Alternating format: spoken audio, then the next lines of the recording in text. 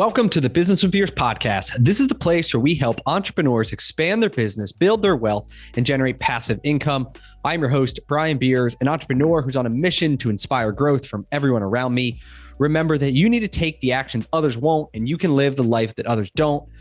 Please be sure to check out my weekly newsletter that now drops every Thursday. It includes one quote, one tweet, one podcast recommendation, plus some business and investing insight from me. It's short and it's sweet. My goal is to provide you with just a couple gold nuggets to help inspire your growth. Go to brianbeers.com to subscribe. Hello, everyone. I'm excited today to bring you Chris Munn. He's the founder of the Fairfield Company, which is focused on buying and operating incredible small businesses. Welcome to the show, Chris. Thanks a lot, Brian. Thanks for having me. Awesome. And so to start, can you give us an idea of, 18 years old, you graduate high school, and then how you kind of get on this journey to where you're at today? Sure. So when I was 18, I graduated. I'm from Detroit. I went to Detroit Public Schools. And I graduated in 2006, which was kind of the downturn of the auto industry and heading into 2008. And so there weren't a lot of opportunities in Detroit. So I knew that I wanted to leave. And so I went to college in DC, went to Howard University, and I studied finance there. From there, I had no idea what I wanted to do, but I went to a info session, they were called at the time, because they had free food. And literally that's how I got my first job. Working in finance, I worked on a trading desk, and I started there. Worked in a few different roles, worked at a hedge fund, and then finally worked at a oil pipeline company and did mergers and acquisitions for them. That was an awesome job because it kind of segued me into buying businesses. We bought small businesses, assets from other businesses, so kind of tuck-ins to what we were already doing. And so it kind of really gave me an intro into how to do due diligence, how to set up a data room, how to negotiate. Okay. Even though I didn't do all of those things, I was in the room to see the lawyers do that or the business development people. So that was awesome. And then that kind of segued me into what I'm doing today. It was kind of a launching pad into that. And so now I run the Fairfield Company, where we buy and acquire small businesses and try to hold them for long periods of time and position them for growth. So it's not that dissimilar to what I was doing before. So I'm kind of appreciative that I had that experience at my last company. Yeah, probably a great kind of playbook for someone else who's interested to get in that path, right? You can kind of start maybe in this corporate world, learn some best practices, and then probably taking some of those things you learned. And obviously some of them are going to be different, operating on a probably $100 million budget versus, a shoestring budget of a small business, right? But the principles are still there, right? Some of the core things. So sure. What are some of the similarities that you see, like in that big corporate M&A role versus like your current role? Yeah. So to me, the professionalism of the due diligence shouldn't change. Mm-hmm. Like the asks may be different, but the way you set up a data room and the way you ask for information and exchange information, that should be the same. The negotiating with the other party is not dissimilar. There's a lot of emotion involved. Even we were negotiating at the time with Shell, who is a huge corporation, and the people we were negotiating with, obviously this isn't like it's not their business, they work there too, but they still get emotional about, what they're selling, and they don't want to be taken advantage of. I think kind of all those human elements come into play when you get in a negotiation. It doesn't matter if it's something you've owned for 30 years or something that it's just part of your job. You just don't want to be taken advantage of. You want to have a good deal. You want to be able to present this to whoever you work for and say like, hey, this is what I was able to do. So that stuff is very similar. Dissimilarities, or things that are dissimilar, the way that you kind of deal with the other party. So in the small business space, you're dealing with a lot. I mean, people say it all the time, they're mom and pops. Yeah. And you have to you can't come across, like, I wouldn't wear a suit or anything like that to a meeting. You have to come across very approachable. And I think most of the time they just want to see a younger version of themselves who they think may be a little bit more capable than they were, or just maybe a little bit younger and has a different experience and skill set. And so that difference to me is the most starking in this space. Is you don't want to come across like PE. You want to come across like a guy who, it can be in the trenches with them. Yeah, it's like the positioning, the perceptual positioning, or whatever you want to call it. And yeah, if you're a PE thing, you don't want to show up in like the hoodie and sneakers, but you're going to buy a small business. Like you want to match, right? The dress code, match the language. That's like, I don't know. You hear these books, like that's how people generally, they like to work with people that are similar to them. And part of that is, right, how you dress, how you talk. Like you said, I think the younger version themselves, that's like a huge point. I know for us, that's been a lot of my success is, they see, me, themselves in me 20 years ago or 30 years ago, whatever it is. And I think that gets them excited. They're like, okay, this is, I'm leaving it in good hands, which is, I think a lot of people think that the most important thing to the sellers is the money. And I think the money is probably 40% of it, but I think another 50% of it is like who they leave it to in the legacy. Yep. They could sell it for any amount of money. They don't want to see it be gutted in 2 years. Like it's still what they build. It's still their people who work there. So it's still a huge part of their identity. And so you have to, I try to always keep that in the front of my mind. It's no different than you wouldn't insult a gymnast who's only been doing gymnastics their whole life and now they're 22 and now they have to do something different. You wouldn't insult the gymnastics world. Like that's their whole life. That's their identity for now. So you have to be protective of that. Yeah, and I think the thing on the employees is key too. I know a number of deals we've gotten, it's because, our reputation is that we keep the team when we acquire it. We really give them a good chance to kind of get into our world. And then a lot of them thrive. Like a lot of them will start making more money and they're like happier because like, we're bringing lots of new energy and culture that, someone's selling sometimes, that's not the priority for them. And so I think that's like a huge part of it. But your reputation like precedes you too on a lot of that stuff. 100%. So it's, the team, they always care about that. And like, what are you going to do with the people? And we take a similar approach to you. Like we don't go in with any preconceived notions of cutting people out or changing people's pay. It's just like, this is what we'll have to deal with for now. And we'll try to get the best out of these people. And hopefully they can thrive in our environment just as they succeeded in yours. Yep. So let's get into the Fairfield Company. What does it look like? Like what type of businesses are comprised of it and how many employees? Let's get into some of the details. Yeah. So currently we have two portfolio companies. One is a strictly commercial janitorial company. And we recently acquired a company that does both commercial janitorial and commercial floor work. And so the idea of the business is that we use the commercial janitorial company to have recurring revenue and an everyday contact with facilities managers. They're usually called our building operations managers, people in commercial buildings who are responsible for everything from ordering supplies to getting the grass cut to making sure the plumbing contact is on site, stuff like that. So we have a daily contact with them.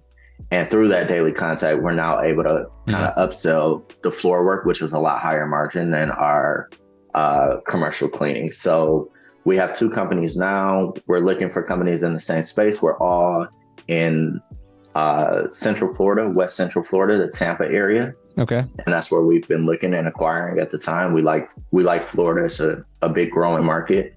And we kind of figured if any of our analysis fails on what we think this business can do, at least the surrounding community is growing. And sometimes that's all you need to grow a business. So it's kind of a little bit of a fail safe for us.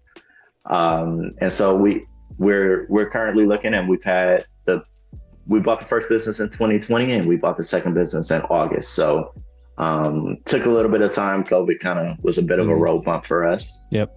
Which is a whole nother story, but that's where we are today. And so we're looking to grow, but we're happy with where we are so far.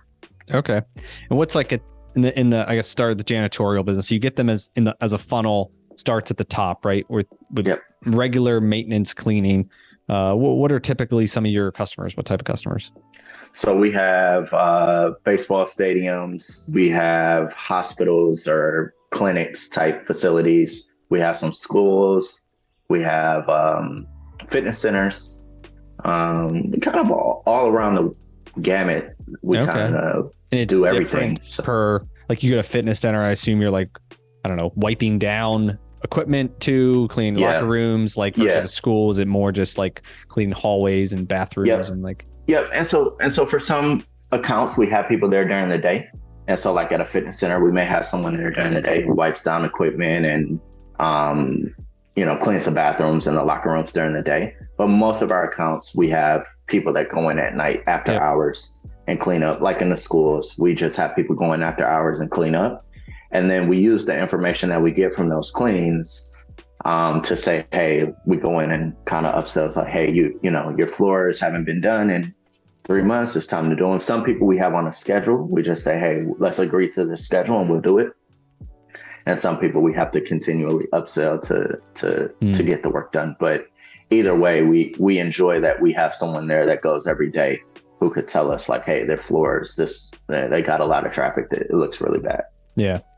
And so for some of the companies like a fitness center, like why wouldn't they just hire somebody internally if they're going to be there during the hours? Like what's their problem that you're solving for them? Yeah, a lot of times what we find is a lot of times they can't manage that talent. And so it's just small nuances. For example, I'll give you an example. We have a fitness center who insists on having someone come in from 4:30 to 6:30, 4 p.m. to 6 p.m. basically every day. And so we go to them and we say, hey, like, this is not a good idea. Like you shouldn't have people work 2-hour shifts. And they're like, oh, well, we figure they can come here after work. And, they have all these ideas in their head. And so what we have to do on our end is say, okay, here, you'll work here from 4:30 to 6:30. We'll give you another shift at another location starting at 7. And then, we kind of roll them into an 8-hour day somehow. But the gym doesn't understand the nuance of, hey, people who make $15 or less, you can't put them, they don't even want to drive somewhere for 2 hours. It's not worth it to them. So we just think that the managing of those people, they try to micromanage cleaners. Like everybody's watching them, their eyes are on them. And it doesn't matter who you are and how much money you make, you don't want to be micromanaged. So we find that the biggest difficulty between what we do and people just going in-house, which people try to, and some people do it successfully, but it's just they cannot manage that kind of talent. I think they're used to managing a little bit higher paid talent, and it's a different ball game. But we have to deal with managing people who might make $14 an hour. And you have to know how to manage that kind of talent, and most of them don't. And so what are some of your tips or advice for somebody, who that's the workforce? Like what are some of those tips that you have? Well, number one is we try to treat everybody as if, they're worthy of working anywhere. Right. So that is number one. We show them a lot of respect that they do, because they do a job. I have a ton of respect for cleaners. They do a job people don't want to do. They come every day. It's shocking that we can get so many people, because we have accounts everywhere. So cleaners have to go. They have the keys. They go themselves. They open the place. They lock the place. Like that's a lot of responsibility for people, in my opinion. Yeah, no, you got to trust them. You have to trust them. And like if they leave the door open, unlocked, like you will hear about it in the morning. And so they take pride in that stuff. And when we can find people like that, we try to hold on to them and cherish them, because they're doing we always tell them, you're doing one of the most important jobs. Like everyone wants to come to a clean space. Everyone wants to be able to work in a clean environment. And you guys are enabling that. And there aren't a lot of people out there who would do what you do. And so I think that they end up taking pride in what they do and take pride in our company. And I'm proud of that. I'm very proud of that. So to me, it starts with respect but you also have to have no tolerance, because people will show up late, and you're dealing with people who what we say is these people can go get any other job. They can go work at Target, they can go work at Starbucks, they can go do anything else. And so they chose to work here. And so that's a double-edged sword. So one, we'll show you respect. We'll try to make this a great place to work. We'll try to make it easy for you to do your job, give you everything you need to do your job. But at the same time, you have to show respect for the job and the position, or, you can go get another job, because we know it's very easy for you to do that. Yep. Yeah. And it's also not hard for you guys to hire someone else, right, to fill Correct. the role if, you know, they don't value it, because there's someone else who could value and really needs that job, that they're holding their seat and taking advantage of it. Right. Yeah. So, Because it's not a ton of training for these jobs. We really just look for people who are responsible and reliable. That's mostly what we care about the most. Yep. Some people in the cleaning industry ask questions like, do you have cleaning experience? And that doesn't, everybody's cleaned up. So everybody has cleaning experience. We don't even ask. Yeah, that's funny. And how many employees do you have? We probably have about 80 at this point. Yeah. That's growing. And so I guess talk through, what are your thoughts on, like, you know, is it recession resistance? Like, if the economy takes a dump, what's it going to look like in 6 to 12 months or whatever it is? Like, and what are you doing to prepare for it? Yeah. So we do think of our business as pretty recession resistant. I mean, COVID happened and that kind of threw a curveball into that theory. Yeah. But the places we clean, schools, hospital, even a baseball stadium, like, a recession shouldn't close those places. Now, the capacity of those places could decrease, but a lot of times what you'll find is it's hard to change cleaning requirements when capacity decreases. So if a baseball stadium was getting 15,000 people a game and now they're getting 12, the cleaning requirements don't really change for that space. Yeah. And so it's kind of a static thing. And we found it mostly with office. So after COVID happened, a lot of offices said, like, hey, we're cutting back on our workforce.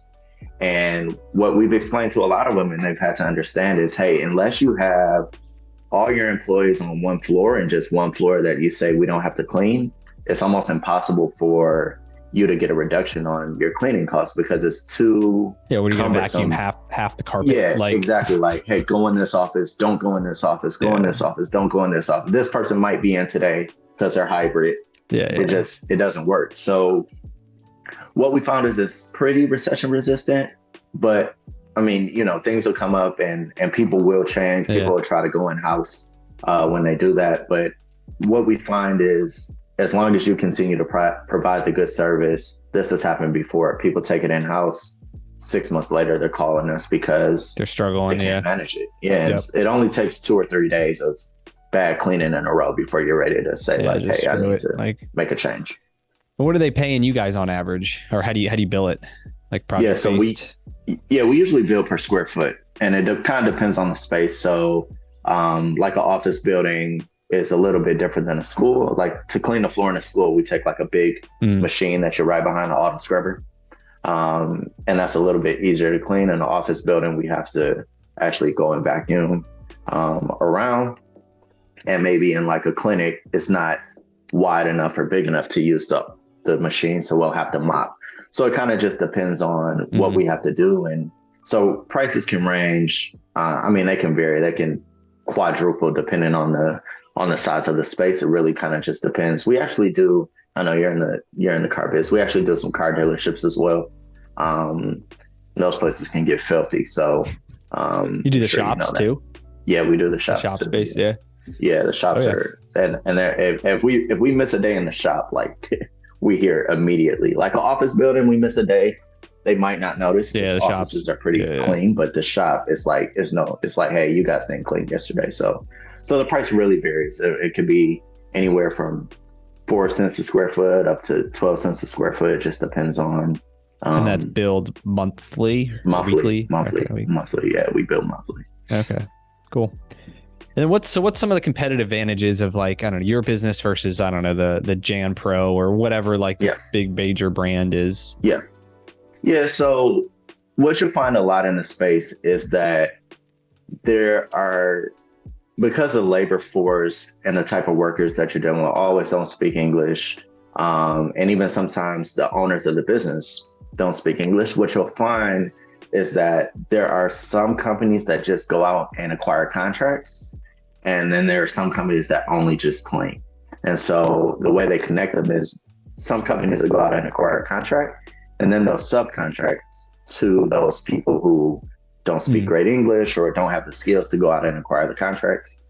So a lot of times there's a layer in between the customer and the cleaners. So if the cleaner doesn't do something, they're talking to their contact the cleaner doesn't work for them, but they don't always know that. The people are they're like brokers, like they're They're brokers essentially. Got it. Yeah. Okay. And they're kind of shady. Jan Pro and some of those big franchises. Yeah, some of the big ones are. Yeah, some of the big ones are certainly brokers. Most of them are brokers. Interesting. And what you'll find is that a lot of the customers don't know they're not talking to the people that clean their accounts. And so that layer of communication, you can imagine what happens when you have a middleman and communicate. So you guys are the direct option. It's our people. Like that's your pitch We're going to get the contracts, and we also because now we offer the floor work and the power washing and stuff. What we're working towards is to try to be a one-stop solution for the building manager. So they can come and say, hey, like I also need my ducts clean and I need my windows clean. And even if we're not, like, we won't always have a window washer in house. We may have to subcontract that. Sure. But we want to be able to be the person or the people that you can go to, and you don't have to have 7 different contacts, to manage your facility. And that's just a relief on the building manager's part. So those are 2 kind of competitive advantages. And how do you choose when to say no then, right? Because that list could get pretty long. They say, all right, now we want you to cut the grass, and now we want you to stripe the lines in the parking lot, right? Like, so how do you determine that? Yeah, so right now we kind of have a suite of services that we do offer. So we'll do window cleaning, we'll do power washing, we'll do any type of floor work that you may need. And the floor work actually covers a ton of what happens in a building, especially the big ticket items. And unless we acquire a specialty, so like usually the power washing they may want to do 10 things in the building. We do 8 of them and we don't do 2, and they may be power washing. And so we just kind of said, okay, we could take that on. We have a guy. It's not going to be a big deal. It's not a ton of work for us. But our idea is to acquire companies that have expertise and have contracts, and then that we could start using the people and the equipment that we've acquired to do that kind of work. And so we could start to be that. We don't want to do everything. Like, we don't want to do the plumbing and the HVAC stuff. But the cleaning related things in the facility. Cleaning related things. Gotcha. Yeah, we want to be able to be the person for that. And what's your goal? Like, how big do you want to build the company? Yeah, so we think that just in our market, so we kind of operate in 3 counties right now. And I think that the opportunity in just those 3 counties is probably close to $15 million in revenue, maybe 20. And what are you doing now? We're doing just about 5. Okay. So you could have 3-4x. Yeah, so we could 3-4x it, we believe, pretty comfortably with some acquisitions and obviously some organic growth too. But after that, we would have to, move into a different geography and kind of start again. So our goal for now is just to grow in our county and in our geography for now. We haven't really looked at any deals outside, even though, sometimes they come across our desk, but we think that we could probably go to 15 or 20 in revenue just here. So that's kind of what we want to do.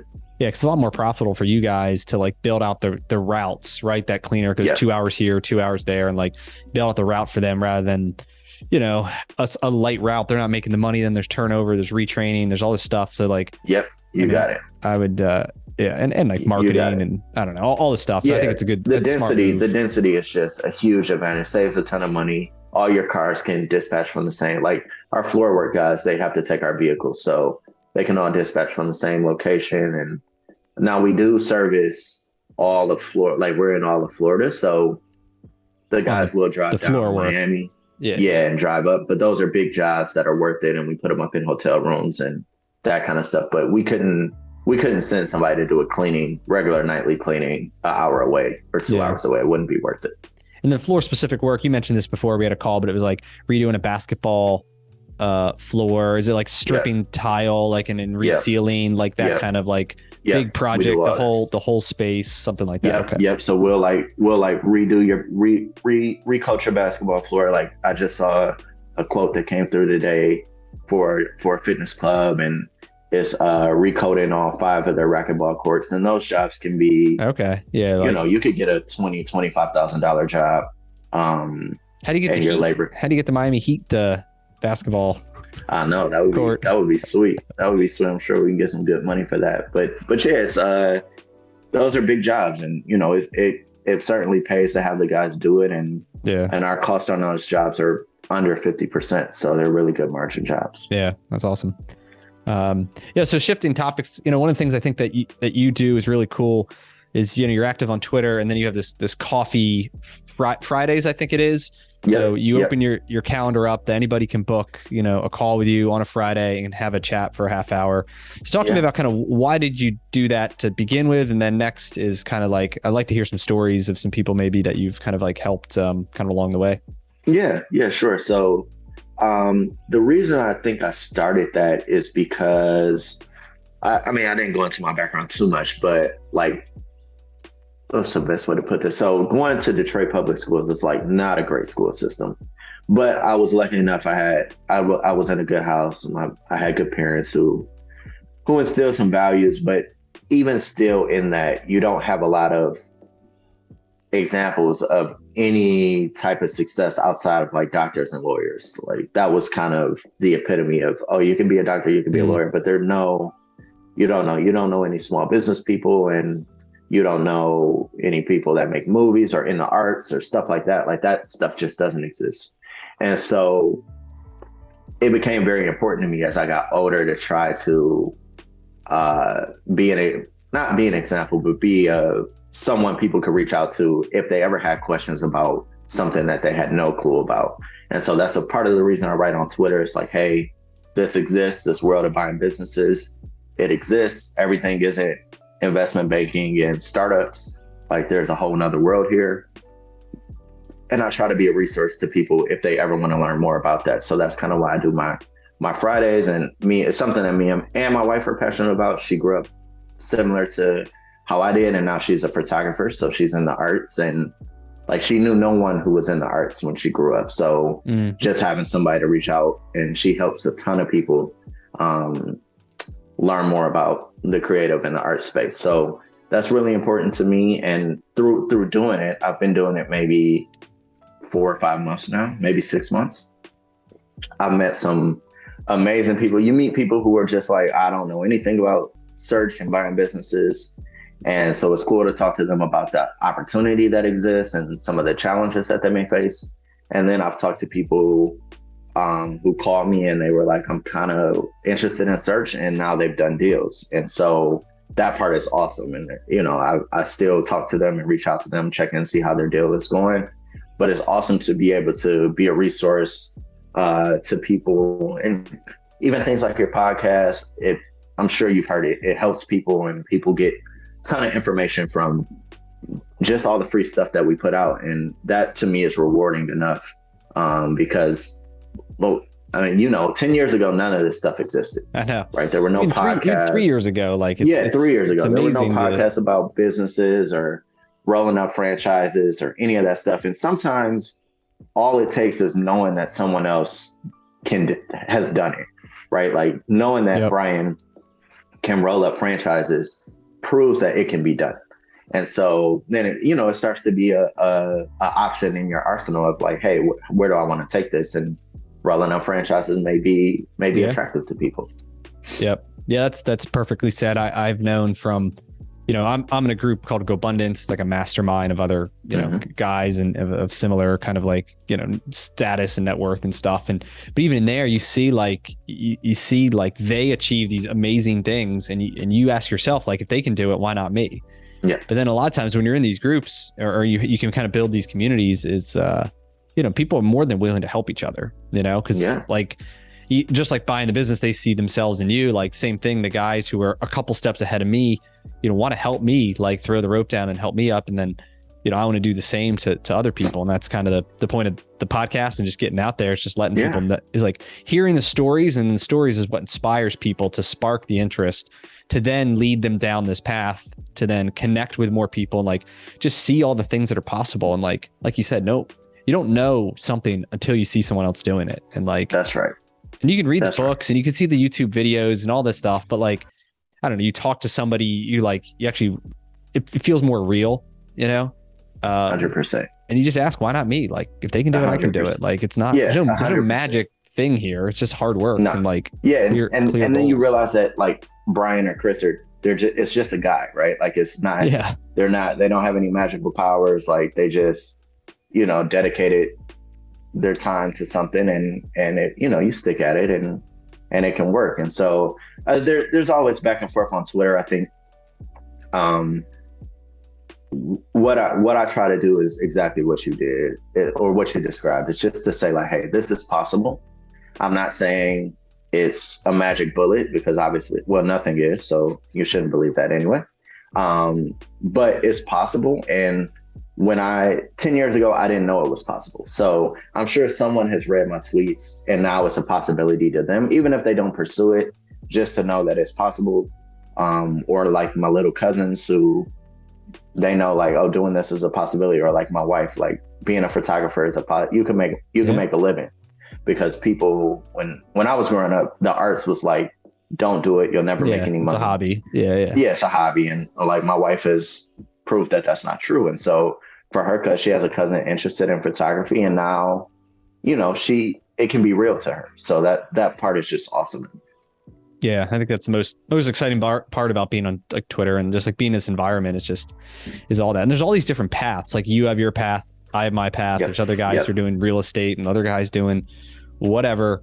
And like, I don't know, you follow different people, you learn about different paths, you see what resonates, and then you can focus in on what you think makes sense for you versus awesome. There's not one shoe that fits everybody. That's the great part. And on Twitter you see it all.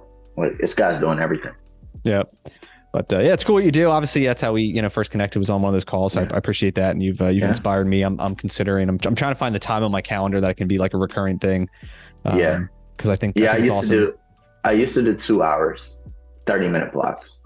Yeah. And now I do 1 hour, so I only have 2 blocks a week. But still, I said that'll be my minimum. I can't go below that. Do you fill them every week almost? Yeah.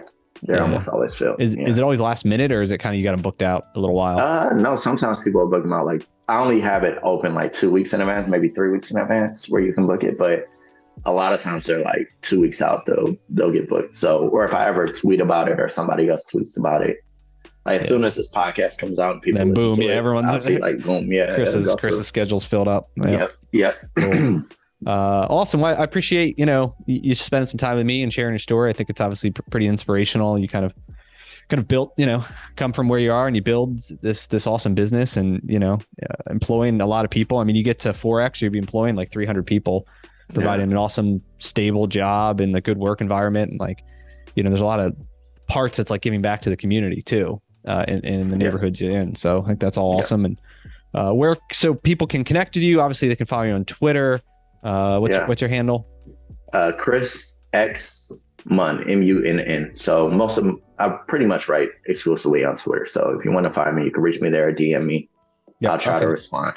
Awesome. So that'll be the best resource. And then from there, if they're interested in setting up the call or learning more about you, that'll be they can find it all there. Is X your middle initial? It's not. It's Chris Munn was taken and nothing else looked good. So kind of sucked, but it is what it is. That's all good. It was best. Chris Munn was taken. I tried to buy it from somebody and they wouldn't sell it to me. Yeah. Awesome. Cool, man. All right. Well, thanks again for hopping on and we'll be chatting. Appreciate it, Brian. Thanks a lot, man. Thanks for having me. Yeah. That's all we got for this episode with the Business with Beers podcast. One thing that would really help both us and other new potential listeners is to rate the show and leave a comment in iTunes, Stitcher, wherever you listen. Also, make sure to link up with me on your preferred social media platforms, LinkedIn, Instagram, Twitter, Facebook. You can find all my links at brianbeers.com. Please just share the podcast with anyone who you think might enjoy it. And until next time, remember to take the actions others won't, to live the life that others don't.